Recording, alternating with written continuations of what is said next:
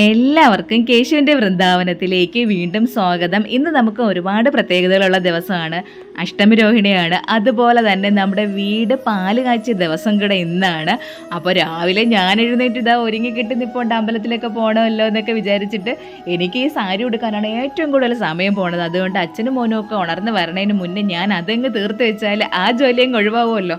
എഴുന്നേറ്റ് വന്നതിന് ശേഷമാണ് ഞാൻ ഈ സാരിയും കൊണ്ട് നിന്നാൽ ഇനി ഇപ്പോഴെങ്ങും ഉറങ്ങാൻ പറ്റൂല, അങ്ങനെയാണ് ആനയാണ് കൂനയാണെന്ന് പറഞ്ഞ് അവിടെ വഴക്കാവും. അതുകൊണ്ട് ഞാൻ എൻ്റെ കാര്യങ്ങളൊക്കെ എല്ലാം തീർത്തൊക്കെ വെച്ച് കുളിച്ച് വിളക്ക് കത്തിക്കാൻ പോവുകയാണ്. ഇന്ന് ഒത്തിരി ലേറ്റായി വിളക്ക് കത്തിക്കാനായിട്ട്. എല്ലാ ദിവസവും എല്ലാ രീതിയിലും എല്ലാ കാര്യങ്ങളും പറ്റണമെന്നില്ലല്ലോ.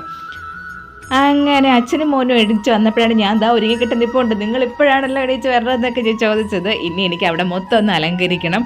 സത്യം പറഞ്ഞാൽ ഈ പൂ വാങ്ങിച്ചതിന് ശേഷം എന്താഘോഷം വന്നാലും ഇത് വെച്ച് അലങ്കരിക്കണമല്ലോ എന്നാണ് ആദ്യം ഒരു മനസ്സ് വരണത്. ഭയങ്കര സാറ്റിസ്ഫാക്ഷനാണ് ഇത് വെച്ച് മൊത്തം ഒന്ന് അലങ്കരിച്ച് എന്തുവന്ന് ഇടുമ്പോഴേക്കും. പിന്നെ നമ്മൾ കേരളീയർക്ക് പൂക്കൾ കൊണ്ട് അലങ്കരിക്കുന്നതാണ് ഏറ്റവും കൂടുതൽ പ്രധാനം. തമിഴർക്കാണെങ്കിൽ അങ്ങനെയല്ല, അവർക്ക് ഈ മന്ത്രങ്ങളും കാര്യങ്ങളും അങ്ങനെ എന്തോ ഞാൻ കേട്ടിട്ടുണ്ട്. ഞാൻ പറയണതിൽ നിന്ന് തെറ്റാണെങ്കിൽ എൻ്റെ അടുത്ത് ക്ഷമിക്കണം.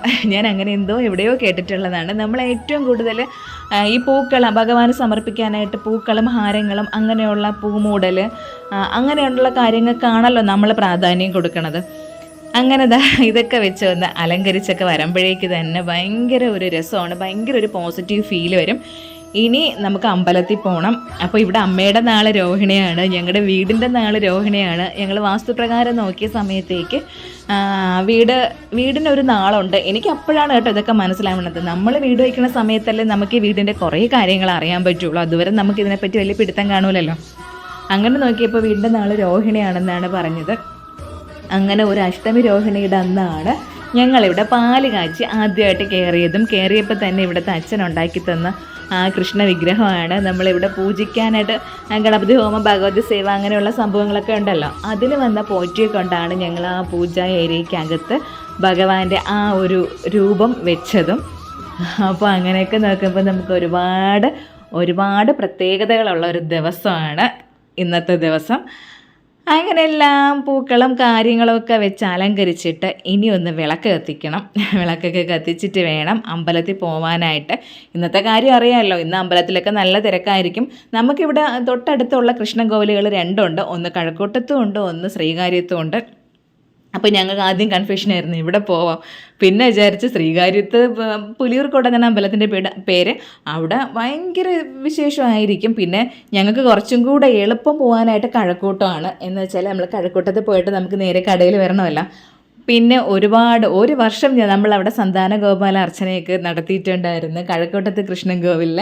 അപ്പോൾ കുറച്ചും കൂടെ അങ്ങോട്ട് പോകാമെന്ന് വിചാരിച്ച് പിന്നെ പുലിയൂർക്കോടാണെങ്കിൽ കേശുവിന് വേണ്ടി വെണ്ണ കൊണ്ട് തുലാഭാരം ഉണ്ടായിരുന്നു. അങ്ങനെ എല്ലാം പ്രത്യേകതകൾ, എല്ലാം വിശേഷപ്പെട്ട അമ്പലങ്ങൾ തന്നെയെന്ന് വേണമെങ്കിൽ പറയാം.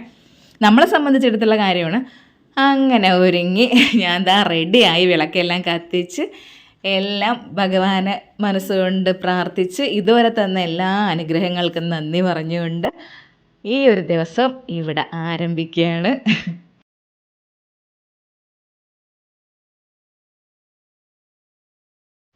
കൃഷ്ണന് വേണ്ടി ഇന്നലെ നമ്മൾ തുളസി ഹാരത്തിനാണ് പോയത്. പക്ഷേ ഇന്നലത്തെ ദിവസം അറിയാമല്ലോ ഭയങ്കര ഡിമാൻഡായിരിക്കും, അതുകൊണ്ട് തുളസിമാല കിട്ടിയില്ല. എനിക്കിവിടെ തുളസിമാല കിട്ടിയിടാനായിട്ട് അത്രയ്ക്കും വേണ്ട തുളസിയും ഇല്ല. അങ്ങനെ കൃഷ്ണൻ തുളസിയിൽ നിന്ന് രാമ തുളസിയിൽ നിന്നും കുറച്ച് തുളസിപ്പൂ എടുത്തിട്ട് ഞാൻ ഭഗവാന് സമർപ്പിച്ച്.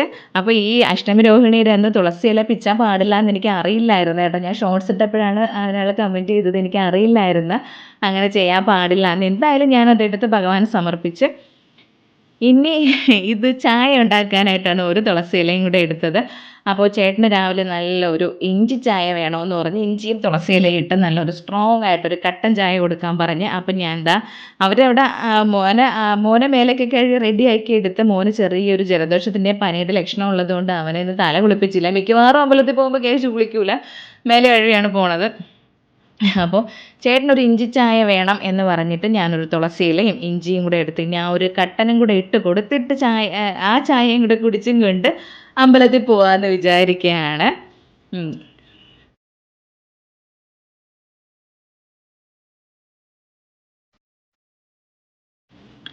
അപ്പോൾ രാവിലെ ചായയൊക്കെ ഇട്ട് അമ്മ വെച്ചിട്ടുണ്ടായിരുന്നു. ഞങ്ങളിനി അമ്പലത്തിൽ പോയിട്ട് വന്നതിന് ശേഷം കാപ്പിയൊക്കെ കുടിക്കുകയുള്ളൂ. അപ്പോൾ അപ്പത്തിൻ്റെ മാവുണ്ട്, അപ്പവും ചമ്മന്തിക്കറി ആക്കാമെന്ന് അമ്മ പറയുകയാണ്. അപ്പം ഞാൻ എന്നെ ഇഞ്ചിയൊക്കെ എടുത്തിട്ട് എനിക്ക് ഇഞ്ചി എടുത്തപ്പോൾ വീണ്ടും ഒരു ഡൗട്ട്, അത് മഞ്ഞളാണോ, ഞാൻ പച്ചമഞ്ഞളും അതിൽ വെച്ചിട്ടുണ്ടായിരുന്നു, അതാണൊന്ന് മണപ്പിച്ച് നോക്കിയത് ഇഞ്ചി തന്നെയെന്ന്.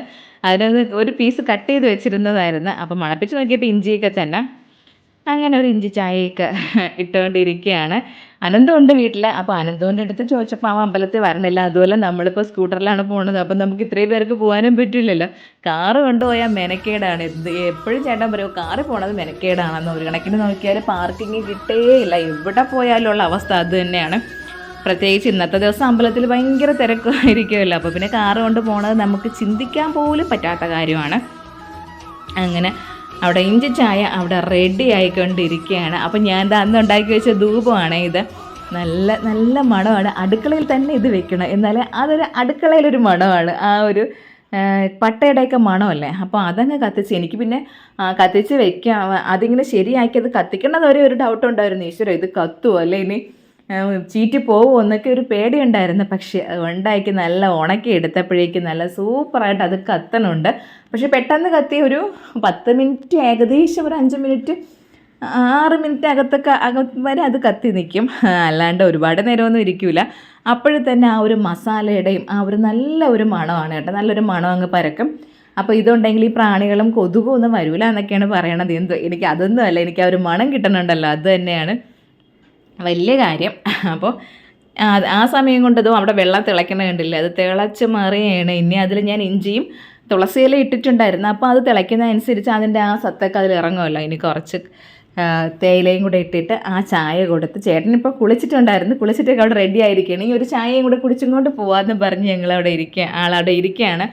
കേശുവിനെയും റെഡിയാക്കി അവിടെ നിർത്തി. കേശുവിനെ റെഡിയാക്കുന്നതാണ് ഏറ്റവും വലിയ ടാസ്ക്. ഇന്നിപ്പോൾ ഞാൻ ഈ സാരിയും ചുറ്റിക്കൊണ്ടായിരുന്നു മേലൊക്കെ കഴുകി എടുത്തത്. എന്തോ ഇന്ന് ഞാൻ പറയും പോലെ കേട്ടെന്ന് ഞാൻ പറഞ്ഞായിരുന്നു, മോനെ അമ്മ സാരിയൊക്കെ കൊടുത്തോണ്ട് നിൽക്കുകയാണ്, മോൻ കിടന്ന് ബഹളം വെക്കില്ലേ, എങ്കിൽ പിന്നെ ഞാൻ ഫുള്ള് കുളിക്കും ഒന്നും കൂടെ. അപ്പോൾ ആൾ പറയും പോലെ കേട്ടൊക്കെ നിന്ന് അങ്ങനെ നമ്മുടെ ഇത്രയും കാര്യങ്ങൾ പറഞ്ഞു വന്നപ്പോഴേക്കും നമ്മളെ ചായ അവിടെ റെഡിയായി. ഇനി ഇതുകൊണ്ട് പുള്ളിക്കാരനെ കൊടുക്കണം. നല്ലൊരു മണമാണ് കേട്ടോ. ഇഞ്ചിയുടെ ആ ഒരു മസാല ചായയൊക്കെ ഇല്ലേ, അത് തന്നെയാണ് സംഭവം. നല്ല ഒരു മണം. എനിക്കാണെങ്കിൽ ഇങ്ങനെ ചായ കുടിക്കാനാണ് കൂടുതലും ഇഷ്ടം. പക്ഷേ ഇവിടെ ചേട്ടനൊന്നും അത് വലിയ താല്പര്യമില്ലായിരുന്നു. ഇപ്പോൾ എന്തോ പുള്ളിക്കാരന് നല്ല ഇഷ്ടപ്പെട്ട് ഇഞ്ചി ചായ കുടിക്കുമ്പോൾ വയറിനൊക്കെ നല്ല ഒരു സുഖം കിട്ടുന്നുണ്ടെന്നാണ് ആൾ പറയണത്. അങ്ങനെയാണ് ചായ കൊണ്ട് കൊടുത്തിട്ട് ഞങ്ങൾ അമ്പലത്തിൽ പോകാനായിട്ട് ഇറങ്ങട്ടെ.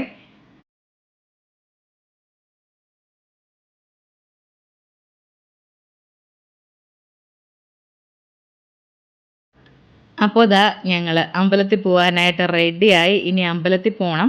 ഇപ്പോൾ സമയം ഏകദേശം 7:45 ആയിട്ടുണ്ട്. ഇത് കഴിഞ്ഞ് അമ്പലത്തിൽ പോയിട്ട് വന്നിട്ട് വേണം കട തുറക്കാനായിട്ട്.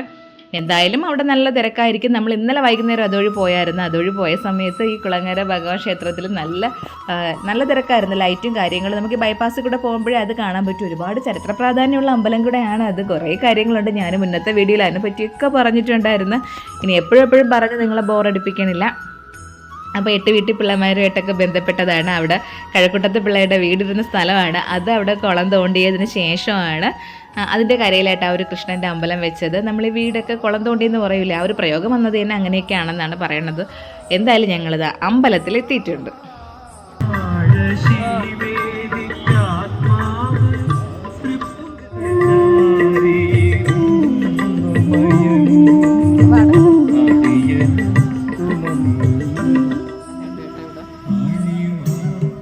അമ്പലത്തിൽ നിന്ന് പൊങ്കാല ഉണ്ടായിരുന്നു. എനിക്കറിയില്ലായിരുന്നു കേട്ടോ ഇവിടെ പൊങ്കാലയുള്ള. പൊങ്കാലയല്ല, പാൽപ്പായസ നിവേദ്യം അങ്ങനെ എന്തോ ആണ്. ആ സംഭവം എനിക്കറിയില്ലായിരുന്നു ഇവിടെ അങ്ങനെ ഒരു സംഭവം ഉണ്ടെന്ന്. അപ്പോൾ ഞങ്ങൾ സാധാരണ വരുമ്പോഴേക്കും അവിടെ നിന്ന് തുളസിമാലയൊക്കെ വാങ്ങും. ഇന്ന് ഒരു രക്ഷയുമില്ല, പോവുക തൊഴുക വരിക, വേറെ ഒന്നിനും സമയം കിട്ടൂല. എന്ന് വെച്ചാൽ അത്ര തിരക്കല്ലേ. അപ്പോൾ ഈ ഒരുപാട് തിരക്കും കാര്യങ്ങളുള്ള സമയത്ത് നമ്മൾ അർച്ചനയ്ക്കോ ബാക്കി കാര്യങ്ങൾക്കോ ഒന്നും നിൽക്കാറില്ല. അതൊക്കെ നമ്മൾ ഈ സമാധാനത്തോടു കൂടെ പോയി തൊഴുന്ന സമയത്ത് നമുക്ക് അതിനൊക്കെ പറ്റുള്ളൂ. അപ്പോൾ നല്ല തിരക്കകത്ത്. അങ്ങനെ ഞങ്ങൾ കുറച്ച് സമയം അവിടെ ഇരിക്കുകയായിരുന്നു. അപ്പോൾ ഞങ്ങൾ അവിടെ വെച്ച് നമ്മുടെ ഒരു സബ്സ്ക്രൈബറെയൊക്കെ കണ്ടായിരുന്നു കേട്ടോ. ആൾ ഓടി വന്ന് സംസാരിച്ച് പെട്ടെന്ന് ഞങ്ങൾ സംസാരിച്ചിട്ട് പോവുകയും ചെയ്താൽ നിജിയുടെ വീഡിയോ ഒക്കെ കാണാറുണ്ട്. കേശുവിനെയൊക്കെ വിളിച്ചിട്ട് എനിക്ക് അങ്ങോട്ടൊന്നും തിരിച്ച് സംസാരിക്കാനും പറ്റിയില്ല. ആൾ അത്ര തിരക്കാണ് അവിടെ അമ്പലത്തിൽ. പ്രത്യേകിച്ച് നമ്മൾ പേര് വിളിച്ച് സംസാരിക്കുമ്പോഴേ ഞാൻ പെട്ടെന്ന് നമുക്ക് പരിചയമുള്ള ആളാണോ എന്നൊക്കെ ഞാൻ ആലോചിച്ച് വരുമ്പോഴേക്ക് കുറച്ച് സമയം എടുക്കും. അപ്പോൾ ഒരുപാട് സന്തോഷമുണ്ട് വന്ന് സംസാരിച്ചതിൽ. പിന്നെ ഞങ്ങൾ കേശുവിന് ഇവിടെ വരുമ്പോഴേക്ക് ഇവിടെ നിന്ന് ഈ മീൻ നിറച്ചു മീനാണ് ഈ കുളത്തിൽ. അപ്പം മീനിന് എല്ലാവരും പൊരിയൊക്കെ ഇട്ട് കൊടുക്കും. നമ്മൾ മുന്നേ വന്നപ്പോഴൊക്കെ പൊരിയൊക്കെ വാങ്ങിച്ചിട്ട് കൊടുത്ത്, ഇന്നിപ്പോൾ അതിനൊന്നും നേരെയില്ല. പൊരിയൊക്കെ വാങ്ങിക്കാനും ഒരു കൊച്ചു കടയാണ് അവിടെ ഉള്ളത്. അവിടെ തന്നെ നല്ല തിരക്കുണ്ട് ആൾക്കാരുടേത്. അപ്പോൾ നമ്മുടെ ആ കഴക്കൂട്ടമാണ് കാണുന്നത്. കഴക്കൂട്ടം മേൽപ്പാലവും കാര്യങ്ങളൊക്കെയാണ് കാണുന്നത്. അങ്ങനെ കേശുവിനൊക്കെ ഉണ്ട് മഞ്ചാടിക്കുരു വാരിക്കണ്ട എന്നാണ് വിചാരിച്ചത്. കാരണം കുരുത്തക്കേട് കൂടുമെന്നല്ലേ പറയണത് മഞ്ചാടിക്കുരു വാരിച്ചാൽ. എന്നാലും മഞ്ചാടി കാണുമ്പോഴേക്കും വാരിക്കാതെ പോകാനായിട്ട് തോന്നില്ല. അങ്ങനെ കേശു മഞ്ചാടിക്കുരുവൊക്കെ വാരി. അപ്പോൾ തിരക്കും കാര്യമായതുകൊണ്ട് കുറച്ച് സമയം നമ്മൾ അവിടെയൊക്കെ നിന്നിട്ട് ഇനി തിരിച്ച് വീട്ടിലോട്ട് പോകണം. തിരിച്ച് വീട്ടിലോട്ടല്ല, തിരിച്ചിനി കോലത്തേരെ കൂടെ കയറിയിട്ട് ചെന്നിട്ട് വേണം കട തുറക്കാനായിട്ട്.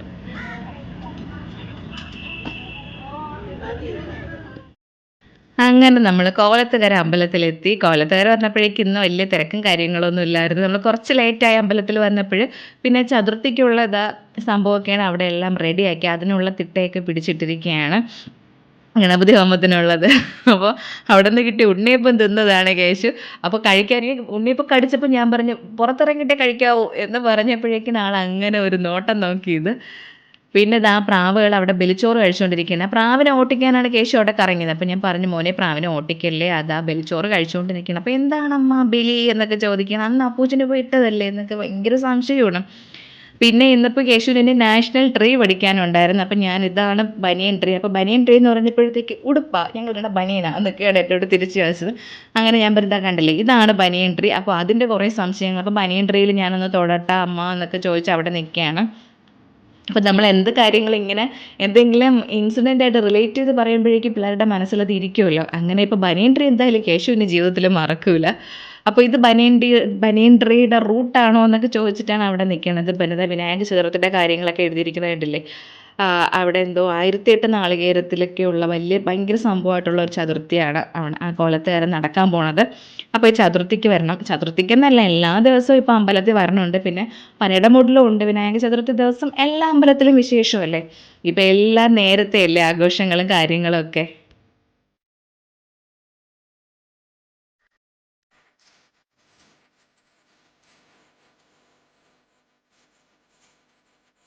അങ്ങനെ കടയിലൊക്കെ പോയി അവിടെ വിളക്കെല്ലാം കത്തിച്ചിട്ട് ഞങ്ങൾ തിരിച്ച് വീട്ടിലെത്തി. ഇനി അപ്പം കഴിക്കണം. അപ്പം ചുട്ട് വയ്ക്കൂല. അപ്പം ചുട്ട് വെച്ചാൽ തണുത്ത് പോകുമ്പോൾ എന്തോ പോലെയല്ലേ.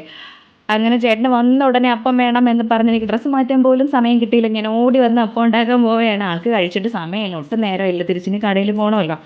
അപ്പോൾ പുള്ളിക്കാരനെ അപ്പമൊക്കെ ചുട്ട് കൊടുത്തിട്ട് ഇനി സാരിയൊക്കെ മാറ്റി സമാധാനപരമായിട്ട് നിന്ന് ബാക്കി കാര്യങ്ങൾ എനിക്ക് കഴിക്കാനുള്ളതൊക്കെ ഉണ്ടാക്കാമെന്ന് വിചാരിച്ച് ഞാനിപ്പോൾ മറ്റേ സീരിയലിലെ നടിമാരെ പോലെ പട്ടുസാരിയൊക്കെ ചുറ്റി അടുക്കളയിൽ നിൽക്കുകയാണ്. എങ്ങനെയാണ് അത് എൻ്റെ പൊന്നോ, എനിക്ക് എങ്ങനെയെങ്കിലും ഇത് ഊരി കളഞ്ഞാൽ മതിയായിരുന്നു. ഭയങ്കര ചൂടല്ലേ ഇങ്ങനെ സാരിയും ചുറ്റി അടുക്കളയിൽ നിൽക്കണത്. അപ്പോൾ ചേട്ടൻ ചോദിക്കുന്നുണ്ടായിരുന്നു, നീ എന്തോന്ന് സീരിയലിലെ നടിയാ, പിന്നെ പട്ടുസാരിയൊക്കെ ചുറ്റി നിന്നിട്ട് അടുക്കളയിൽ ജോലി ചെയ്യണമെന്ന്. അപ്പോൾ ശരി തന്നെ, എന്തൊക്കെയാണല്ലേ സീരിയലുകളെന്ന് വെച്ചാൽ ഇവിടെ ഭയങ്കര ഇഷ്ടമാണ്. അമ്മ എന്ന് പറഞ്ഞാൽ ഏതൊക്കെ ചാനലിൽ ചിലപ്പോൾ അമ്മ അപ്പോഴും കാണുന്ന സീരിയലായിരിക്കും, എന്നാലും ഏതെങ്കിലും ചാനൽ മാറ്റുമ്പോൾ കണ്ടാൽ അവർ കണ്ടുകൊണ്ടിരിക്കുക. അത്ര ഇഷ്ടമാണ് അമ്മയ്ക്ക് സീരിയലുകൾ. ഇപ്പോൾ എനിക്കും സീരിയലുകൾ ഇഷ്ടമല്ലെന്നല്ല, ഞാനും കാണും. മുമ്പൊക്കെ സ്ഥിരം കാണുമായിരുന്നു. ഇപ്പം മനഃപൂർവ്വമായിട്ട് കാണാതിരിക്കുകയാണ്. നമ്മൾ കണ്ടുപോയതുകൊണ്ടല്ലോ പിന്നെ കാണാതിരുന്ന ഭയങ്കര വിഷമം തോന്നും. കാണാതിരുന്ന അങ്ങനെ ഇല്ലല്ലോ, എല്ലാ സീരിയലിൻ്റെ കഥയും അറിയാം അമ്മ കാണുന്നതുകൊണ്ടേ. പക്ഷേ ഇടയ്ക്കിടയ്ക്ക് വന്നിരുന്ന് കാണുള്ളൂ. എല്ലാ കഥയും ആ ഒരു സംഭവം തന്നെ അത് തീരുമ്പോഴേക്ക് 100 എപ്പിസോഡ് കൊണ്ടായിരിക്കും ആ ഒരു സംഭവം തീരണത്. അപ്പോൾ പിന്നെ നമുക്ക് പിന്നെ ഇടയ്ക്ക് കണ്ടില്ലെങ്കിലും വിഷമമില്ല. പക്ഷെ നമ്മൾ സ്ഥിരം കണ്ടുകൊണ്ടിരുന്നാൽ ഒരു ദിവസം കണ്ടില്ലെങ്കിൽ ഭയങ്കര വിഷമമായിരിക്കും.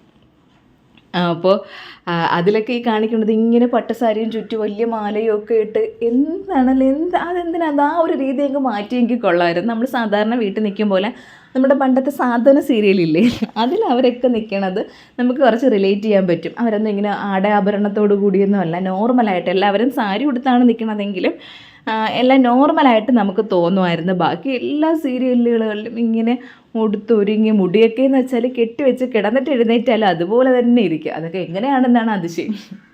അപ്പോൾ ഞങ്ങളുടെ ഫേവറേറ്റ് ഉപ്പും മുളകുമാണ് ഇപ്പോഴും അങ്ങനെ തന്നെ. എപ്പിസോഡുകൾ പഴയത് വീണ്ടും വീണ്ടും ഞങ്ങളിപ്പോൾ ഇട്ടും കാണും ഉപ്പും മുളകും എല്ലാം. അതെന്താണല്ലേ ഇങ്ങനെ.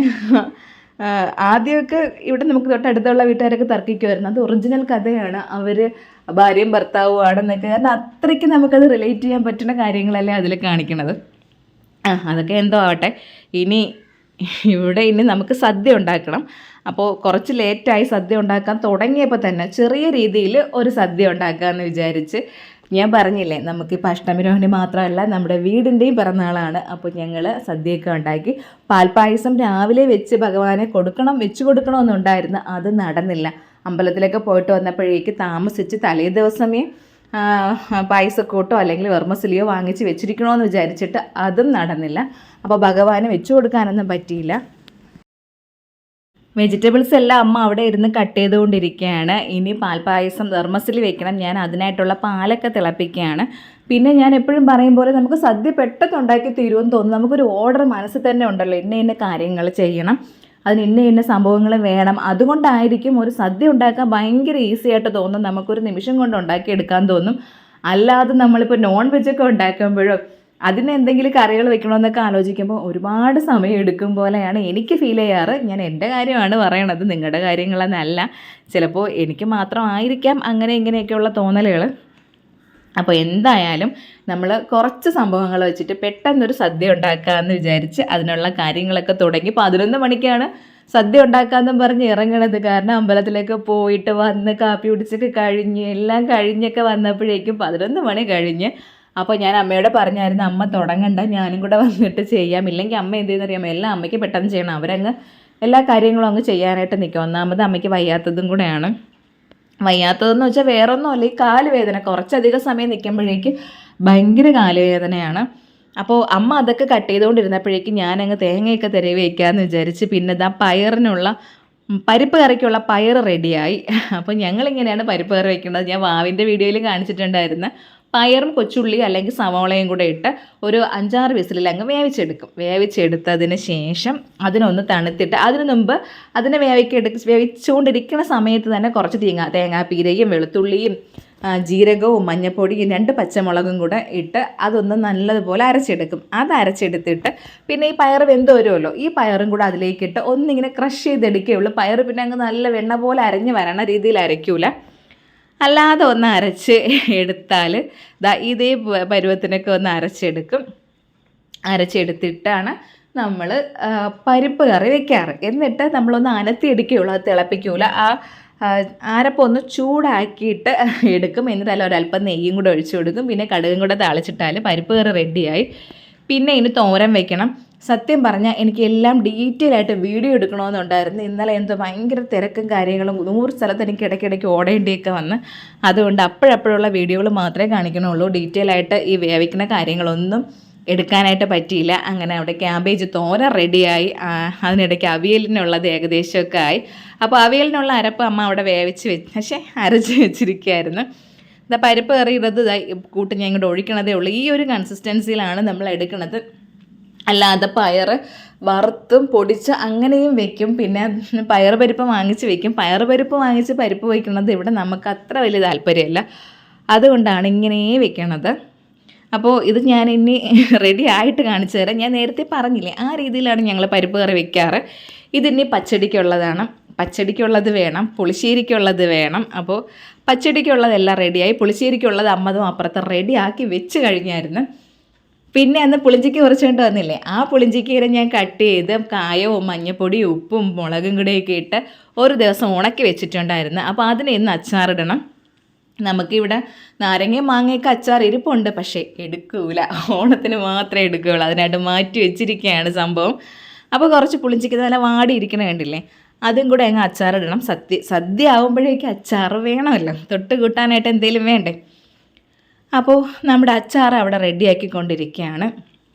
ഞാനീ പറഞ്ഞതുപോലെ ഇതുപോലെ അച്ചാറിട്ടുണ്ടല്ലോ ഭയങ്കര ടേസ്റ്റാണ് കേട്ടോ. നമ്മൾ നല്ലതുപോലെ നല്ല ഉണക്കി പുളിഞ്ചിക്ക് അച്ചാറിടണേക്കാളും ഈ ഒരു ഒറ്റ ഉണക്കിൽ അച്ചാറിട്ട് കഴിക്കുമ്പോൾ ഭയങ്കര ഭയങ്കര ഭയങ്കര ടേസ്റ്റാണ്. പിന്നെ നമ്മൾ സാധാരണ പച്ചയ്ക്കും പുളിഞ്ചിക്കും അച്ചാറിടും, അത് വേറൊരു രുചിയാണ്. പക്ഷേ അതിനേക്കാളും ഇതാണ് സൂപ്പർ.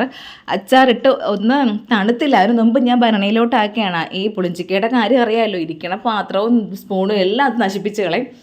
അത്രയ്ക്ക് അതങ്ങ് ഉരുക്കിയെന്നല്ല ദ്രവിപ്പിച്ച് കളയും. അപ്പോൾ അതുകൊണ്ട് ഞാനത് പെട്ടെന്ന് തന്നെ മാറ്റി ഭരണിക്കകത്തോട്ടാക്കി. സാധാരണ ഞാനിങ്ങനെ വെക്കണം എന്നുണ്ടെങ്കിൽ മൺചട്ടിയിലായിരിക്കും വെക്കണത്. ഇന്നിപ്പോൾ അതൊന്നും പോയി എടുക്കാനുള്ള സമയമില്ല.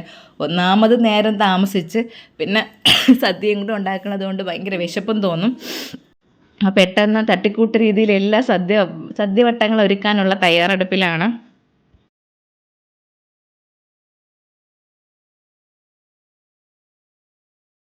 അപ്പോൾ ഇനി പായസം വെക്കണം. അങ്ങനെ ബാക്കി എല്ലാ സംഭവങ്ങളും അവിടെ റെഡിയായി. ഇനി പായസം വെക്കാനായിട്ട് തുടങ്ങണം. പായസം വെക്കാനായിട്ട് നമ്മൾ വെക്കുന്നത്, ഞാനിത് മുന്നേയും കാണിച്ചിട്ടുണ്ട്, ഞങ്ങൾ വെക്കുന്ന രീതി ഇങ്ങനെയാണ്. ആദ്യം വെള്ളം നല്ലപോലെ വെട്ടി തിളപ്പിച്ചതിന് ശേഷം അതിലേക്ക് വെർമസിലി ഒടിച്ചൊടിച്ചങ്ങ് ഇട്ട് കൊടുക്കും. പിന്നെ ഇത് നെയ്യിൽ വരട്ടി വെക്കണവരും ഉണ്ട്. അങ്ങനെയാണ് എൻ്റെ വീട്ടിലൊക്കെ മുന്നേ അങ്ങനെയാണ് വെച്ചുകൊണ്ടിരുന്നത്. കുറച്ചും കൂടെ അതിനെ ഒന്ന് ചൂടാക്കിയിട്ടാണ് വെക്കണത്. അപ്പോഴേക്കും എന്ത് സംഭവിക്കുമെന്ന് അറിയാമോ? ഒരു കളർ മാറുമല്ലോ. കളർ മാറുമ്പോഴേക്ക് എന്തോ അതൊരു വെള്ള പായസമായിട്ട് തോന്നില്ല. ഇങ്ങനെ വെച്ചാൽ മാത്രമേ നല്ല വൈറ്റ് കളറിൽ നമ്മൾ പാൽപ്പായസം എന്ന പേര് അതിന് യോജിക്കുന്ന രീതിയിലുള്ള പായസമായിട്ട് വരുള്ളൂ. അപ്പോൾ വെർമസിലി ഫുൾ അതിൽ ഒടിച്ചിട്ടിട്ട് അതിനെ നല്ലതുപോലെ തിളച്ച് വേവിച്ചെടുക്കണം.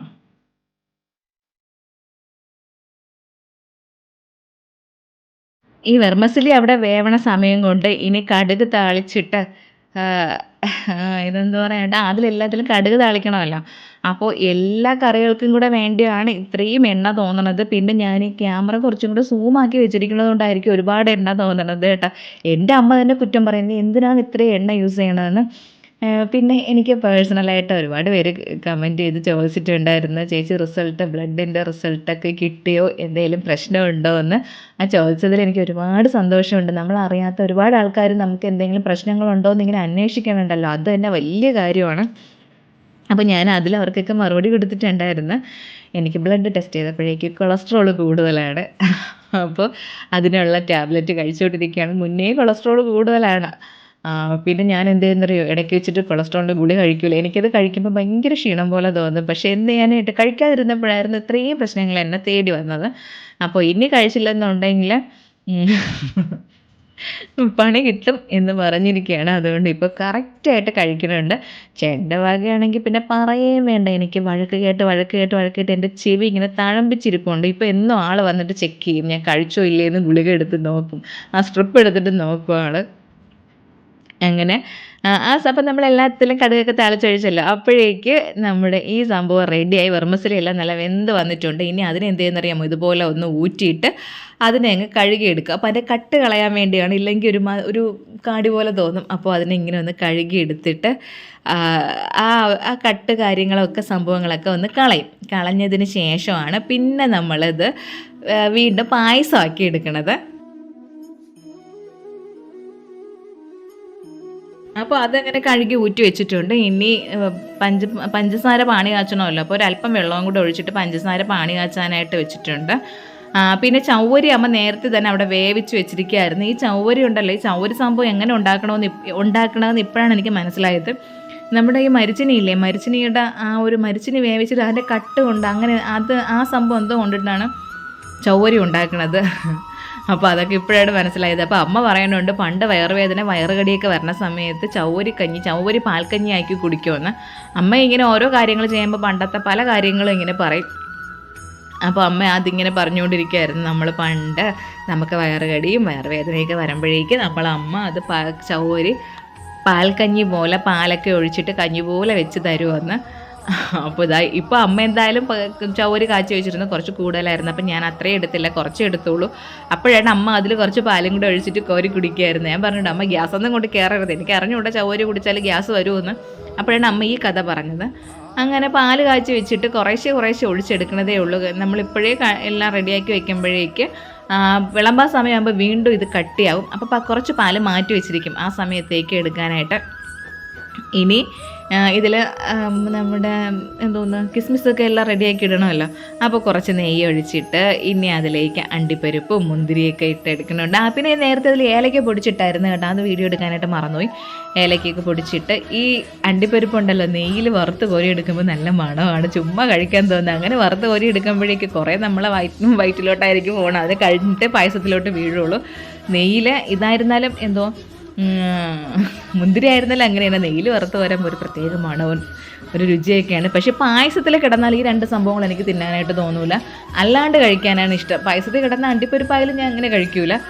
അങ്ങനെ നമ്മുടെ ഒരു പാൽപ്പായസം റെഡിയായി. കൃഷ്ണന് കൊടുക്കാനായിട്ട് പറ്റിയില്ല. കൃഷ്ണന് കൊടുക്കണമെങ്കിൽ രാവിലെ വെക്കണമായിരുന്നു. ചേട്ടൻ ഇങ്ങനെ വഴക്ക് പറഞ്ഞുകൊണ്ടിരിക്കുകയാണ്. ഞാൻ ഇന്നലെ നിന്നോട് പറഞ്ഞതാണ് രാവിലെ തന്നെ കൃഷ്ണന് കൊടുക്കണേന്ന്. ഉച്ച സമയത്തൊക്കെ എങ്ങനെ വെച്ച് കൊടുക്കണത്, അങ്ങനെ വെച്ച് കൊടുക്കാമോ എന്നൊക്കെ എനിക്കൊരു പേടിയായിരുന്നതുകൊണ്ട് ഞാൻ വെച്ച് കൊടുത്തില്ല. അപ്പോൾ അത് കഴിഞ്ഞിട്ട് ഇനി ഇല മുറിക്കാനായിട്ട് പോവുകയാണ്. കേശുദ അവൻ്റെ സ്റ്റീൽ ബോഡിയൊക്കെ കാണിച്ച് കൂടെ വരെയാണ്. എന്തെന്നറിയാമോ, വെളിയിറങ്ങിയ ഉടനെ ഞാൻ എടുക്കണം. അപ്പോൾ ഞാൻ എടുക്കൂല, എൻ്റെ പിറകെ വന്നാൽ മതിയെന്ന് പറഞ്ഞിട്ട് വീണ്ടും ആൾ നടന്നു വരികയാണ്. അവൻ വീട്ടിൽ നിൽക്കുമ്പോൾ എപ്പോഴും ചൂടാണ്, ചൂടെന്ന് പറഞ്ഞിട്ട് ഉടുപ്പൂരി കളഞ്ഞിട്ട് അങ്ങനെ നടക്കുകയാണ് ആൾ. കൂട്ടിലെത്താൻ കൊതിക്കുന്ന കുയിൽ കുഞ്ഞും നിന്റെ പാട്ട് കേട്ടു മണിത്തൊട്ടിൽ ചൂടറിയും ആട്ടവിളക്കണഞ്ഞൊരു കളിയരങ്ങിൽ നിന്റെ ആത്മരാഗ സ്പന്ദനങ്ങൾ തിരി തെളിയും. നീരാടാൻ പോകണ്ടേ, നീലാഞ്ചനമെഴുതണ്ടേ, താലിപ്പൂവണിയണ്ടേ, താരാട്ടും പാടണ്ടേ, ഇടവത്തിൽ തെയ്യം തുള്ളം മേളിക്കാറ്റേ, ഒരായിരം രാവുകൾ കാത്തിരുന്നു ഞാൻ.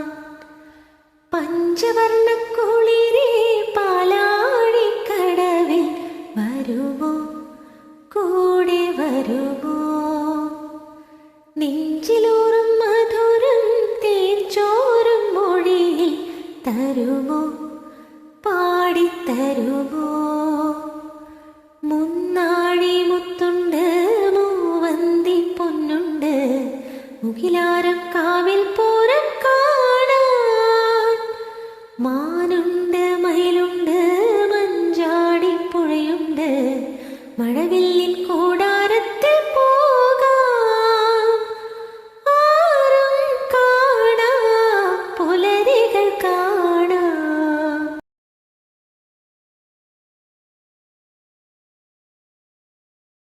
അങ്ങനെ ഞാനും കേശുവും കൂടെ പോയി ഇലയൊക്കെ വെട്ടിക്കൊണ്ട് വന്ന് പപ്പടം വാങ്ങാൻ മറന്നുപോയായിരുന്നു. അപ്പോൾ ചേട്ടൻ വന്നപ്പോഴേക്കും ബോളിയും പപ്പടമൊക്കെ വാങ്ങിക്കൊണ്ട് വന്ന്.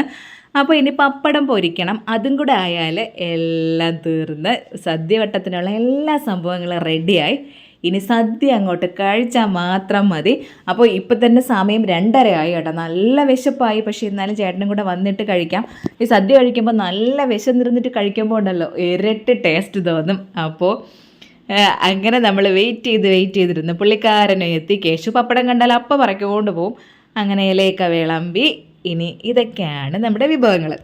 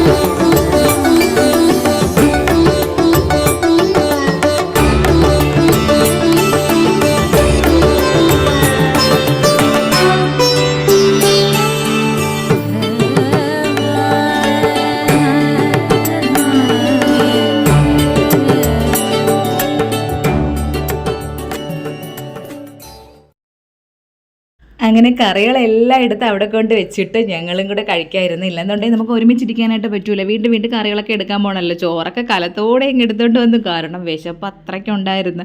സമയം ലേറ്റായില്ലേ, കഴിച്ചോളാം വയ്യ. പ്രത്യേകിച്ച് സദ്യ ഉണ്ടാക്കിയിട്ട് നമ്മളിങ്ങനെ കഴിക്കാണ്ട് നോക്കിയിരിക്കുന്ന ഒരവസ്ഥ ഉണ്ടല്ലോ. അങ്ങനെതാ എല്ലാവരും കൂടെ സദ്യ കഴിക്കുകയാണ്.